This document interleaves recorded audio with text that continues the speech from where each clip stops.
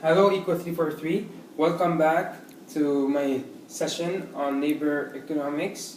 Today I'm explaining labor demand, and specifically I'm going to talk about elasticity of labor demand and how it depends on your output function, your production function as well. So, first of all, you have, let's say here, this is a random isoquant that you have here for different outputs that are constant along the isoquant. We know that the elasticity of labor demand holding y constant, so for here, depends on the shape of an isoquant. So an isoquant, just to recall, is a curve that maps out all combinations of G and U to produce giving a specific level of output. Okay, so the first scenario we're taking is for two inputs of a production that are perfect substitutes. So U and G are perfect substitutes. Your production function would look something like alpha times U plus beta times G. Given an output of y0 constant,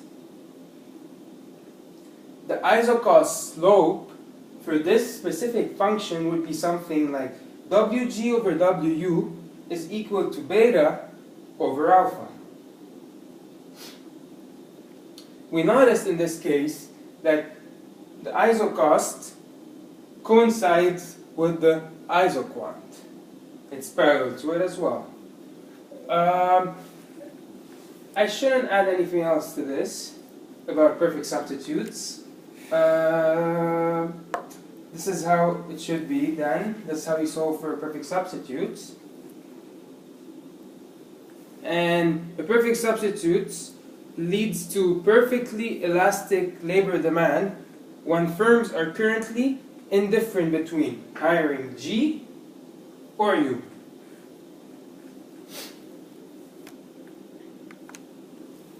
So, in the case of having fixed proportions production function, which is here, where your production function looks something like minimum of alpha U comma beta G, in that case, your production your isoquant would be perpendicular to your isocost, and in this case, the production function leads to perfectly inelastic demand for G, holding y constant, because as much as you might use of U, you still need to use a proportionate amount of G, no matter who is more or less expensive. Okay. Lastly, I'm going to explain the most common production function, which is the Cobb-Douglas production function, which is y is equal to U to the power of alpha times Z to the power of 1 minus alpha. So you have your isoquant here, which is a curve that's concave, and you have your isocost, which is, and this is the point here. So your isocost, your Cobb-Douglas production function have elasticity of labor demand holding the y constant equal to, so for the input G, you have the elasticity of labor demand is equal to 1 minus alpha. But negative, of course, because we know already that the labor demand curve is always sloping down.